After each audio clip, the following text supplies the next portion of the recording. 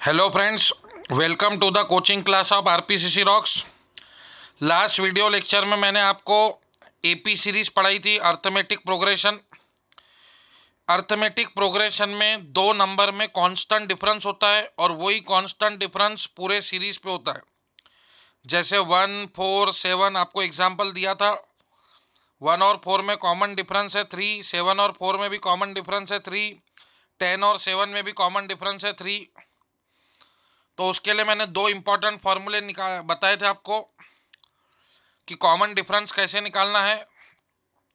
तो last term minus first term upon n-1, जिसमें n बोले तो टोटल नंबर ऑफ टर्म आपकी सीरीज में रहेंगी। और हमने दो एग्जाम्पल जो इम्पोर्टेंट थे वो लिए थे। ये और एक क्वेश्चन इम्पोर्टेंट मैंने निकाला है अर्थमेटिक प्रोग्रेशन का ही। ध्यान से रीड कीजिए, क्वेश्चन क्या है। The first term of an arithmetic progression is unity. वो बोल रहा पहली टर्म अर्थमेटिक प्रोग्रेशन की यूनिटी है, मतलब 1 है। मतलब आपको पता है कि फर्स्ट टर्म को अपन ए से डिनोट करते हैं, लास्ट टर्म को एल से, कॉमन डिफरेंस को डी से। ठीक है, तो आपको फर्स्ट टर्म दी है 4, उसके बाद आगे बोल रहा कॉमन डिफरेंस 4 है तो डी की वैल्यू 4 है। मतलब आप बता सकते हैं कि सीरीज क्या होगी, 1 फिर उसमें 4 ऐड करो तो 5, फिर 4 ऐड करो 9, 13, 17। ठीक है, 5 - 1 4, 9 - 5 4, 13 - 4 9, 4 17 - 13। तो ऐसे कॉमन डिफरेंस जो है वो 4 है, तो आप बता सकते हैं ये सीरीज ऐसे चलेंगी। अब आगे उन्होंने बोला है which of the following will be term of this AP. तो ऐसे ये सीरीज चल रही, तो ऐसे सीरीज चलते चलते इनमें इनमें ये सीरीज के अंदर ये चार में से कोई एक टर्म आने वाली है। तो अगर आप ये सीरीज को देखेंगे तो अगर आप देखेंगे जैसे ये 1 है तो 1 को अगर आपने 4 से डिवाइड किया तो रिमाइंडर आएगा 1। 5 को भी अगर आपने 4 से डिवाइड किया तो 4 × 1 = 4 तो रिमाइंडर आया 1। 9 को भी अगर आपने 4 से डिवाइड किया, क्योंकि कॉमन डिफरेंस 4 है, 4 × 2 = 8 रिमाइंडर 1। फिर 13 को भी अगर आपने डिवाइड किया 4 से तो 4 × 3 = 12 रिमाइंडर 1। 17 को भी अगर आपने डिवाइड किया 4 से तो 4 × 4 = 16 रिमाइंडर 1। तो मतलब ये 4 के मल्टीपल में है, लेकिन शुरुआत 1 से हो रही। अगर ऐसे होता था 0 4 8 तो 4 का टेबल होता था, रिमाइंडर 0 आता था। अभी 1 5 9 कॉमन डिफरेंस 4 है लेकिन रिमाइंडर 1 आता है।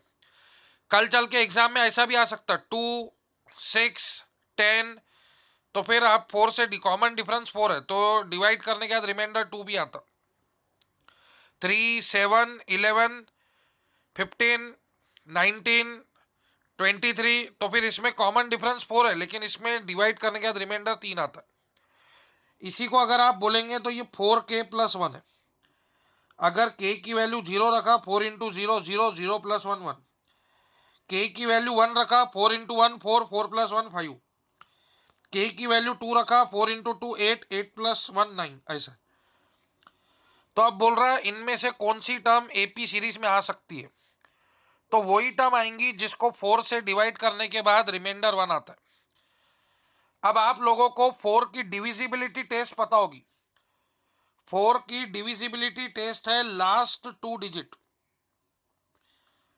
4 की डिविजिबिलिटी टेस्ट है लास्ट 2 डिजिट। अगर मैं 51 को अगर 4 से डिवाइड करता हूं तो 4 1 = 4, ये 1 ये 1, 4 2 = 8 और ये 3 रिमाइंडर आया। लेकिन मेरे को रिमाइंडर 1 चाहिए, मतलब ये नंबर इस सीरीज का नहीं है, ये ऑप्शन कैंसिल हो गया। 4 की डिविजिबिलिटी टेस्ट है लास्ट 2 डिजिट, तो 91 को आप डिवाइड कीजिए 4 से। 4 2 = 8, ये 1 और ये 1, फिर 4 2 = 8, रिमाइंडर आ गया 3। तो कहने का मतलब हमको रिमाइंडर 1 चाहिए, तभी वो एपी सीरीज का क्वेश्चन होगा। तो मतलब ये भी ऑप्शन पिक्चर में से कट गया। अब इसमें लास्ट 2 डिजिट, 4 की डिविजिबिलिटी टेस्ट है लास्ट 2 डिजिट। 81 को डिवाइड कीजिए तो 420 जा 80 होता है, तो इसका रिमाइंडर 1, तो ये रिमाइंडर 1 आ गया। मतलब ये इस सीरीज का क्वेश्चन है, मतलब इसका आंसर है 7881। 31 को भी अगर डिवाइड किया 4 से, तो 4 7 जा 28, तो रिमाइंडर 3 आता। देखिए उन्होंने बोला है पहली टर्म 1 है, कॉमन डिफरेंस 4 है, तो कॉमन डिफरेंस को आप ऐड करते जाइए, आगे की टर्म मिलते जाएंगी। तो 1 + 4 5 9 13, तो ये जो भी एपी की सीरीज है इसमें कॉमन डिफरेंस 4 है, तो 4 से अगर हम हर नंबर को डिवाइड करेंगे तो रिमाइंडर 1 आएगा। तो वो बोल रहा है ये चार में से कौन सा नंबर ये सीरीज का नंबर है, ये कौन सा इसके टीम में आएगा। तो ये तीनों नंबर जो है इसको डिवाइड करने के बाद रिमाइंडर 3 आता है। अगर समझो ये सीरीज ऐसी होती थी 3 7 11 15 19 23, तो फिर ये तीन में से कोई आंसर होता था, क्योंकि तीनों में रिमाइंडर 3 आता। लेकिन जो उन्होंने क्वेश्चन दिया वो ये था कि फर्स्ट टर्म 1 है, कॉमन डिफरेंस 4 है, तो इसमें से कौन सी वैल्यू एपी सीरीज की रहेंगी, मतलब इनमें से कौन सी वैल्यू एपी सीरीज के टीम को बिलोंग करेंगी। तो जब मैंने ये सीरीज लिखा तो मेरे को समझा कि ये सारे नंबर 4 से डिवाइड करने के बाद रिमाइंडर 1 देते हैं। 4 की डिविजिबिलिटी टेस्ट पता है, लास्ट 2 डिजिट है, तो 81 को अगर 4 से डिवाइड करेंगे तो रिमाइंडर 1 मिलेगा, मतलब ये 7881 इसका पार्ट है, ये एपी सीरीज का पार्ट है। ठीक है। फिर लास्ट वीडियो लेक्चर में हमने और एक चीज सीखी थी, एचसीएफ हाईएस्ट कॉमन फैक्टर, और उसी का दूसरा नाम है जीसीडी। तो मैंने आपको 4 मेथड सिखाई लास्ट वीडियो लेक्चर में, लेकिन बताया था सबसे इफेक्टिव मेथड है जब आपकी वैल्यू 100 से बड़ी है। देखो ये बड़े बड़े नंबर है 2037 1651, तो ऐसे समय में आपको डिवीजन मेथड अप्लाई करनी है। डिवीजन मेथड से ये प्रॉब्लम बहुत इजीली सॉल्व होगा। फैक्टराइजेशन मेथड भी नहीं लगा सकते आप, इतने बड़े के फैक्टर निकालना पॉसिबल नहीं होगा। तो डिवीजन मेथड में क्या करना पड़ता है, बड़े नंबर को छोटे नंबर से डिवाइड करना पड़ता है, बड़े नंबर को छोटे नंबर से डिवाइड करना है। तो 1651 इंटू 1, तो 1651, 7 में से 1 गया 6, फिर 13 में से 5 गए 8, 9 में से 6 गए 3, ठीक है, और ये 1 में से 1 गया 0, तो ये आ जाएगा 386। अब ये डिवीजन वाली टेक्निक कंटिन्यू करना पड़ता है जब तक रिमाइंडर 0 नहीं आता। तो अभी आपने बड़े नंबर को छोटे नंबर से डिवाइड किया, रिमाइंडर 386 आया। अब 386 से आप डिवाइड करेंगे किसको, ये डिवाइजर को, ये डिवाइजर को 1651 को। तो अभी आप क्या करेंगे, ये 4 जा करेंगे, 386 इंटू 4 अंदाजन, तो 4 इंटू 6 24, 4 इंटू 8 32 और 2 34, 4 इंटू 3 12, 12 और 3 15, तो ये हो जाएगा 1544। 11 में से 4 गए 7, फिर 4 में से 4 गए 0, 6 में से 5 गए 1, तो ये आ जाएगा 107। अब जब तक रिमाइंडर 0 नहीं आया ये मैकेनिज्म चलेंगी। ठीक है। तो अभी आप क्या करेंगे, 107 से डिवाइड करेंगे किसको, 386 को।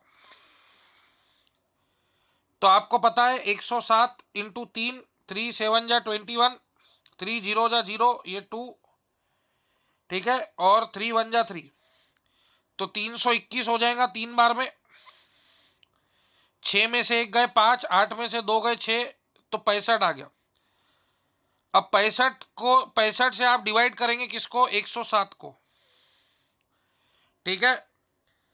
तो 65 इंटू 1 65, तो ये बचेगा आपका 5 और 30 35, 35 और 7 42। ठीक है। तो अब ये आप 42 से डिवाइड करेंगे किसको, 65 को, तो 42 1 जा, तो 5 में से 2 गए 3, 6 में से 4 गए 2। अब आप 23 से डिवाइड करेंगे किसको, 42 को, ठीक है, तो 23 1 जा, तो फिर ये बचेगा आपका 19। ठीक है। अब 19 से आप डिवाइड कीजिए 23 को,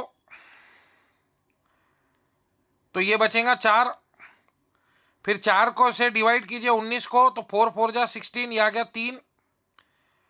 ठीक है, अब आप 3 से 4 को डिवाइड नहीं कर सकते, मतलब इन दोनों में HCF की वैल्यू 1 है, मतलब ये दोनों को प्राइम नंबर है।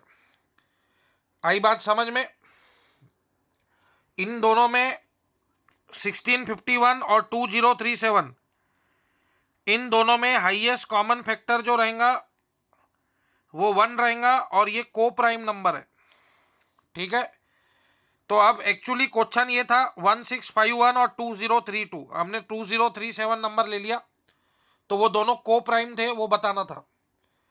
अब आप इसको सॉल्व कीजिए, फाइंड HCF ऑफ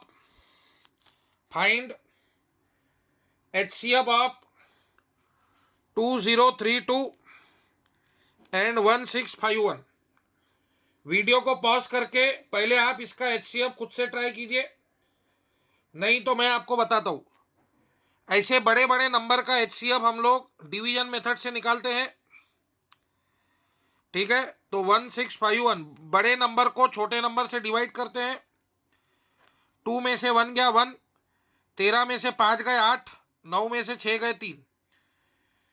फिर अब आप 381 से डिवाइड करेंगे 1651 को, तो 381 को आपको 4 टाइम्स डिवाइड करना पड़ेगा। 4 इंटू 1 4, 4 इंटू 8 32, 2 3 कैरी में, 4 इंटू 3 12, और ये 15 हो जाएगा। तो ये 15 24 आ जाएगा। तो ये 11 में से 4 गए 7, 4 में से 2 गए 2, 6 में से 5 गया 1, 127 बच गया। अब 127 से आप जो रिमाइंडर आता है उसको हम डिवाइड करते डिवाइजर को, तो 127 इंटू 3 करेंगे तो 381 आ जाएगा, तो रिमाइंडर 0 आ जाएगा। रिमाइंडर 0 आ गया मतलब मैकेनिज्म स्टॉप हो जाएंगी। रिमाइंडर 0 किससे आया? 127 से, तो इन दोनों के बीच का HCF हो गया 127। ठीक है, तो ये बड़ा एग्जाम्पल हमने लिया फ्रेंड्स, इन दोनों का हमने HCF निकाला। लास्ट वीडियो लेक्चर में मैंने आपको बताया था हाईएस्ट कॉमन फैक्टर। ठीक है, तो इन दोनों नंबरों में हाईएस्ट कॉमन फैक्टर आता है 127, और जिन दो नंबरों में हाईएस्ट कॉमन फैक्टर 1 आता है उसको बोलते हैं को प्राइम या फिर रिलेटिव प्राइम, जो लास्ट एग्जाम्पल हमने लिया था। अब ये क्वेश्चन को आप ट्राई कीजिएगा, आपको HCF निकालने का है by long division method and factorisation method. Division method से भी और फैक्टराइजेशन मेथड से भी। तो कुछ लोगों का कहना था कि भाई रिपीट करो, तो इसलिए मैंने ये एग्जांपल लिया। फैक्टराइजेशन मेथड में बड़े नंबर को डिवाइड करने का है छोटे नंबर से। 36 2 जा 72, ये 12 आ गया। जब तक रिमाइंडर 0 नहीं आता तब तक डिवाइड करेंगे। अब 12 से डिवाइड करेंगे किसको?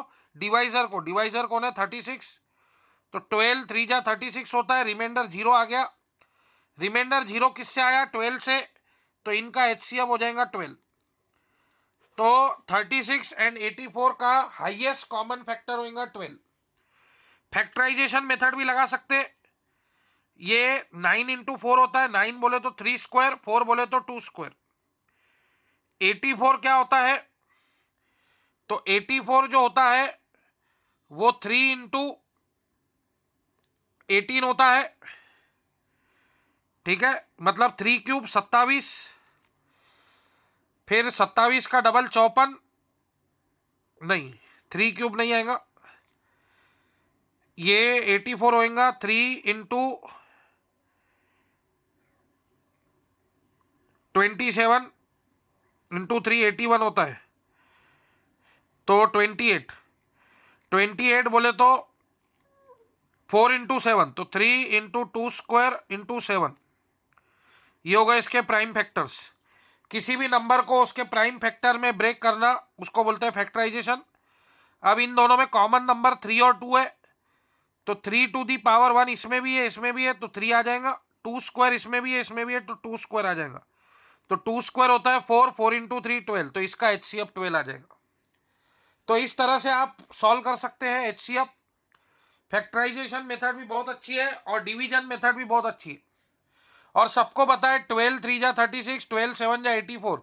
तो इन दोनों में कॉमन फैक्टर जो है वो 12 आने ही वाला है और वो हाईएस्ट है, क्योंकि 12 से कोई बड़ा नंबर 84 को नहीं डिवाइड कर पाएगा। ठीक है, तो ये हमारी थी शॉर्टकट मेथड। अब और एक क्वेश्चन है।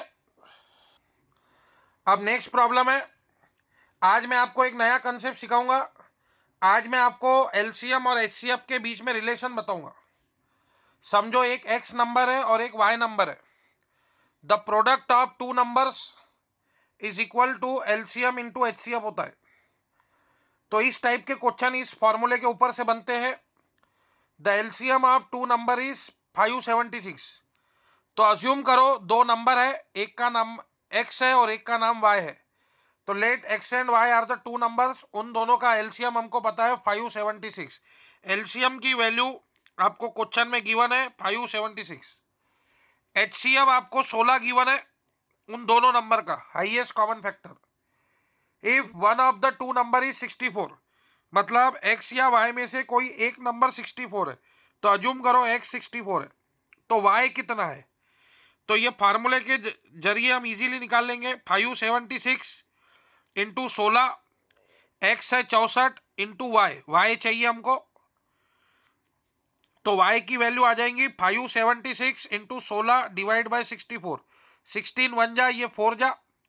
अब 576 को आप डिवाइड करेंगे 4 से, तो 4 1 जा 4, ये 1 बचा, ये 7, 4 4 जा 16, ये 1 बचा, ये 6 और ये 4। तो y की वैल्यू आ गई 144। ये हो गया एक तरीका फॉर्मूले के जरिए। अब आप बोलेंगे सर आप बोलते थे कि आप विदाउट फार्मूले बताएंगे, तो वो भी बता सकते। जो दो नंबर है उनका एलसीएम 576 है और एचसीएफ 16 है। एचसीएफ बोले तो हाईएस्ट कॉमन फैक्टर, मतलब वो दो नंबरों का फैक्टर 16 होगा। जैसे 16 4 जा 64। तो आप ऑप्शन में, चार ऑप्शन में ये देखिए कि कौन से नंबर 16 से डिवाइड होते। क्या 16 के टेबल में 108 आता है? जवाब है नहीं। 16 1 जा 16, 32, 48, 48 के बाद 64, फिर 80, फिर 96, फिर 112, ठीक है, 128, ठीक है, 144 और 160। तो 144 और 128 आता है। 16 के टेबल में 108 और 156 नहीं आता है, मतलब 16 इसका फैक्टर हो ही नहीं सकता। मैंने लास्ट वीडियो लेक्चर में बताया था फैक्टर मतलब क्या होता है। अगर आप बोलते हो कि b is the factor of a, मतलब b a को कंप्लीटली डिवाइड करता है, मतलब आपका रिमाइंडर जो आएगा वो 0 आएगा। अगर ये जो b है ये a को कंप्लीटली डिवाइड करता है, तो आप बोल सकते हैं b is the factor of a। तो अगर ये 16, HCF की वैल्यू 16 है, हाईएस्ट कॉमन फैक्टर, तो अगर HCF 16 है तो मतलब वो नंबर गारंटी 16 से डिविजिबल होगा। जैसे 64 16 से डिविजिबल है, 16 1 जा, ये 4 जा। अब 16 से 144 भी डिविजिबल है, 128 भी डिविजिबल है। तो अब पिक्चर में आएगा एलसीएम। दो ऑप्शन आपके एचसीएफ ने काट दिए, अब दो ऑप्शन आपका एलसीएम काट डालेगा। तो आपको पता है 64 जो है इसके फैक्टर क्या आते हैं। 64 होता है 2 टू दी पावर 6, ये 64 होता है। 2 to the power 1, 2, 2 square 4, 2 cube 8, 2 to the power 4 16, 2 to the power 5 32, 2 to the power 6 64, ऐसे। अब अगर वो 128 नंबर है समझो, तो 128 बोले तो होता है 2 टू दी पावर 7। तो फिर आप सोचिए एचसीएफ 16 कैसे आएगा। एचसीएफ बोले तो कॉमन होता है, तो इन दोनों में कॉमन तो 2 टू दी पावर 6 है, मतलब फिर एचसीएफ तो 64 आना चाहिए, मतलब 128 भी वो नंबर नहीं है। क्योंकि अगर दूसरा नंबर 128 होता था तो मेरे को बताओ 64 और 128 का एचसीएफ कितना होगा। 64, क्योंकि 64 128 को डिवाइड करता है, 64 2 जा 128, तो 64 और 128 का एचसीएफ होगा 64, 16 नहीं होगा। मतलब वो जो दूसरा नंबर है वो गारंटी 144 है। 144 के फैक्टर्स क्या आएंगे। 144 के फैक्टर्स क्या आएंगे। तो आप इसको 4 से डिवाइड जब करेंगे तो 4 3 जा 12 और 6 जा 4 3 जा 12 36, मतलब 4 बोले तो 2 स्क्वायर, 36 बोले तो 2 स्क्वायर इंटू 3 स्क्वायर, मतलब 2 टू दी पावर 4 16 इंटू 9, तो ये आ गया इसके factor 2 to the power 4 3 square, और इसका फैक्टर है 2 टू दी पावर 6। तो इन दोनों में कॉमन टर्म सिर्फ 2 ही की है, तो मिनिमम वाली टर्म कॉमन निकल दी। 2 टू दी पावर 4 इसमें भी है और इसमें भी है, तो 2 टू दी पावर 4 कॉमन निकाला, मतलब ये होगा 16, तो मतलब ये दूसरा नंबर 144 है। तो ऐसे आप ऑप्शन से भी कर सकते हैं, लेकिन इसमें समय लगेगा। आप चाहते हो विद इन ए सेकंड अगर सॉल्व हो जाए, तो उसके लिए फॉर्मूला याद रखना पड़ेगा, LCM into HCF is equal to product of two numbers, ऐसा याद रख सकते। LCM into HCF is equals to product of two number, ये बहुत ही इंपॉर्टेंट फॉर्मूला है, इसको बहुत अच्छे से नोट कीजिए। इस फॉर्मूले से आपके बहुत सारे प्रॉब्लम एलसीएम और एचसीएफ के सॉल्व हो जाएंगे, ठीक है। और एक अच्छा क्वेश्चन लेंगे, देखो दो नंबर्स का आपको रेशो गिवन है 3:4 और उसका एलसीएम हमको पता है 84, तो वो दो नंबर कौन से हैं? तो आपको पता है रेशो वाले में हम लोग क्या करते हैं, let X be the number, तो ये नंबर हो गया 3x और ये नंबर हो गया 4x। अब आप सभी लोगों को 3 और 4 का एलसीएम निकालते आता होगा, बच्चे को भी आता। 3 और 4 में लीस्ट कॉमन मल्टीपल कौन सा आएगा, 12, ठीक है। तो 3 और 4 का एलसीएम सबको आता होगा, वो होता है 12। तो 12x इज इक्वल टू 84, तो x इज इक्वल टू 84/12, तो ये आ जाएगा 7, x की वैल्यू 7। तो इसमें x की वैल्यू 7 डाल दो 3x में, तो 3 इंटू 7 हो जाएगा 21, और इसमें भी x की वैल्यू 7 डाल दो, 4 इंटू 7 28, तो वो दो नंबर हो जाएंगे 21 एंड 28। तो 21 और 28 ऐसे दो नंबर है फ्रेंड्स जिसका एलसीएम 84 आता है। तो आपको दो नंबर रेशो में गिवन थे, जब भी रेशो आता है तो आप उसको 3x और 4x कंसीडर करो। उसके बाद 3 और 4 का एलसीएम निकालो, तो 3 और 4 का एलसीएम बच्चे को भी आता है 12, ठीक है। 3 और 4 में लीस्ट कॉमन मल्टीपल 12 आता है। नहीं समझ में आता तो मैंने आपको बताया था एलसीएम कैसे निकालते हैं, ये 3, ये 6, ये 9, ये 12, ये 15, ये 4, ये 8, ये 12, ये 16। तो देखो कॉमन मल्टीपल 12 है, तो कॉमन मल्टीपल दोनों में 12 है, तो इनका एलसीएम 12 हो जाएगा। तो 12x, 3x और 4x का एलसीएम 12x, तो 12x इज इक्वल टू 84 है, तो x इज इक्वल टू 7, इसमें x की वैल्यू 7 रखो, 3 इंटू 7 21, 4 इंटू 7 28, तो 21 और 28 का एलसीएम होता है 84, ठीक है। तो उम्मीद है आपको समझ में आया होगा। तो आपको दो नंबर्स का रेशो गिवन है और एलसीएम गिवन है, तो आपको पूछ रहे हैं फाइंड द नंबर, वो दो नंबर कौन से है, तो वो है 21 एंड 28। तो ये भी बहुत अच्छा इंटरेस्टिंग क्वेश्चन था, ठीक है फ्रेंड्स। उसी टाइप में और एक क्वेश्चन, अब 3 नंबर के रेशो गिवन है, सेम प्रॉब्लम है, वो 2 नंबर में था, ये 3 नंबर में। 3 numbers are in the ratio 3:4:5, इनका एलसीएम आपको 2400 गिवन है।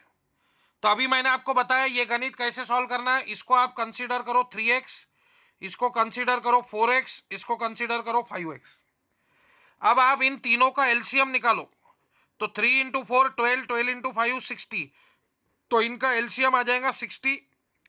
60x इज इक्वल टू 2400, तो x इज इक्वल टू ये आ जाएगा आपका 40, 6 4 जा 24 और 0, तो ये 0 0 कट गया। 240 को अगर आप 6 से डिवाइड करेंगे, ठीक है, तो ये 40 बार में 240 आएगा, रिमाइंडर 0।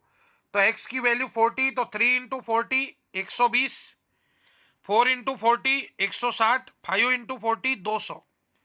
लेकिन अभी उन्होंने ये 3 नंबर नहीं पूछा क्वेश्चन में, पूछा है इसका एचसीएफ क्या आएगा। तो एचसीएफ निकालने के लिए 100 से बड़ा नंबर है, आपको लगानी है वो डिवीजन मेथड। बड़े नंबर को डिवाइड करो छोटे से, ठीक है। तो सबसे बड़ा नंबर 200 है, उससे छोटा नंबर 160, तो मैं 200 को डिवाइड करता हूँ 160 से, तो ये बच गया 40। फिर मैं 40 से डिवाइड करूंगा, जो ये रिमाइंडर आया उससे डिवाइड करेंगे डिवाइजर को, तो 40 ये 4 जा 160, रिमाइंडर 0 आ गया, मतलब HCF ये 2 नंबर का 40 हो गया। अब अगर 40 इसको भी डिवाइड कर देगा तो तीनों का HCF 40 आ जाएगा। देखो ये दोनों हमने 200 को डिवाइड किया 160 से, 40 आ गया, 40 से जिससे रिमाइंडर 0 आता वो HCF होता। अब 40 जो आया है अगर वो इस नंबर को भी कंप्लीटली डिवाइड कर देगा तो HCF 40 हो जाएगा। तो 43 जा 120, रिमाइंडर 0 आ गया, मतलब आप बोल सकते हैं कि HCF की वैल्यू हो गई 40, मतलब option A is the answer. समझ में आई टेक्निक? तो इस टेक्निक से आपको सॉल्व करना है, और देखो कितना फास्ट हमने सॉल्व किया, लगभग ये 1 मिनट के अंदर प्रॉब्लम सॉल्व हो जाता है फ्रेंड्स। ठीक है, अब नेक्स्ट क्वेश्चन देखिए, ये वही फार्मूले के ऊपर क्वेश्चन है जो मैंने आज बताया था, LCM into HCF is equal to product of 2 number. तो ये गणित आप होमवर्क में करिएगा, वीडियो को पॉज करके खुद से सॉल्व कीजिएगा। तो the HCF and LCM of 2 numbers are 12 and 336। ठीक है, तो LCM 336 है और HCF 12 है। उन दो में से एक नंबर 84 है, आपको y की वैल्यू चाहिए। तो ये फार्मूले से ही सॉल्व करो तो बहुत फास्ट हो जाएगा। 12 1 जा, ठीक है, तो 12 से 84 आता है क्या? यस, 12 7 जा 84 आ जाएगा।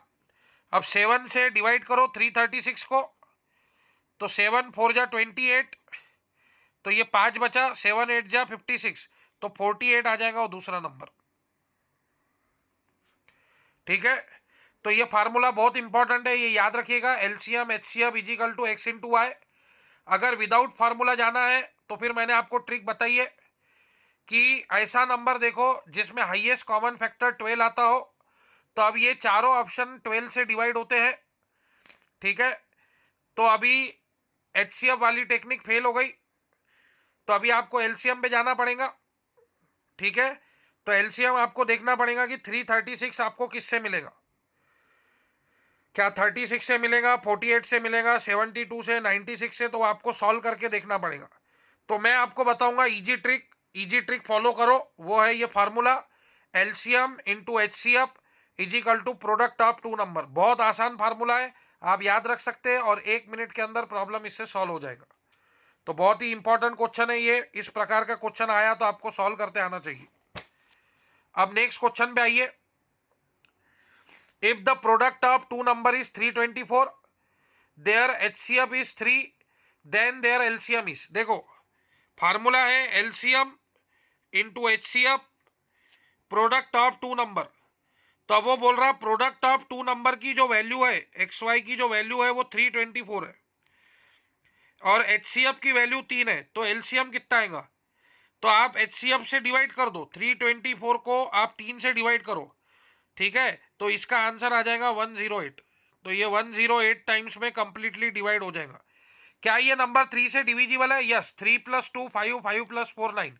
3 की divisibility test sum of digit है, तो 108 बार में वो डिवाइड हो जाएगा, तो option D is the answer. तो इनका जो LCM आ जाएंगे वो आ जाएंगे 108। ठीक है, ये फार्मूले से LCM into HCF is equal to product of 2 number. तो प्रोडक्ट ऑफ 2 नंबर मतलब XY की वैल्यू 324 आपको गिवन है, तो HCF आपको 3 गिवन है, तो 3 से अगर आप डिवाइड करेंगे, ठीक है, ये देखो LCM आपको निकालना है, HCF 3 है और ये 324 है, तो जब आप 324 को 3 से डिवाइड करेंगे तो 108 आपका आंसर आ जाएगा, जो कि आपका LCM है। ठीक है फ्रेंड्स, अब नेक्स्ट क्वेश्चन देखिए और इसका आंसर बताइए। वीडियो को पॉज करके आप खुद सॉल्व करने की कोशिश कीजिए पहले। तो फ्रेंड्स ये भी प्रॉब्लम उसी फॉर्मूले पे डिपेंडेंट है, LCM into HCF into product of 2 number. तो यहाँ पे 2 नंबर जो है वो P और Q है, तो वो बोल रहे हैं HCF जो है उसकी वैल्यू x है। ठीक है, HCF ऑफ 2 नंबर है P एंड Q, उन दोनों का HCF x है, तो वो आपको LCM पूछ रहे, LCM निकालने का है और उसमें से Q की वैल्यू XY है। तो बस ये फार्मूले में वैल्यू रख दो, एलसीएम निकालने का आहे ते माहीत नाही आपल्याला. एचसीएफ की वैल्यू एक्स है, पी है और क्यू की वैल्यू एक्स वाई है. तो ये एक्स का एक्स के साथ हैप्पी बर्थडे हो जाएंगे. तो एलसीएम की वैल्यू हो जाएंगी पी वाई. क्या पी वाई ऑप्शन में अवेलेबल है? Yes, option D Delhi. तो इस फॉर्मूले से आपके बहुत सारे प्रॉब्लम एवी सॉल्व हो जाएंगे. ठीक है. LCM into HCF is equal to product of two number. तो उन्होंने बोला let P and Q be the two number है. इन दोनों का एचसीएफ एक्स है, क्यू की वैल्यू एक्स वाई है. तो एलसीएम क्या आएगा पी एंड क्यू का? ठीक है. तो वो हो जाएगा पी वाई. तो ये भी बहुत इंटरेस्टिंग क्वेश्चन था. फिर कुछ स्टूडेंट का मैसेज आया लास्ट वीडियो लेक्चर देखने के बाद कि सर को प्राइम का आपने एक ही क्वेश्चन लिया. तो कोई ज़रूरत नहीं है फ्रेंड्स. जिनको एचसीएफ निकालते आता उसको को प्राइम का प्रॉब्लम भी आ जाएगा. Two numbers are said to be coprime if HCF is equal to 1. बस ये डेफिनेशन है, ये कंडीशन है. देखिए ये दोनों इवन नंबर है 16 और 62. तो ये 2 से तो डिवाइड होंगे ही होंगे. मतलब इधर एचसीएफ 1 नहीं आ सकता कभी भी, क्योंकि 2 8 जा 16 और ये 2 31 जा 62. 2 तो आने ही वाले का है.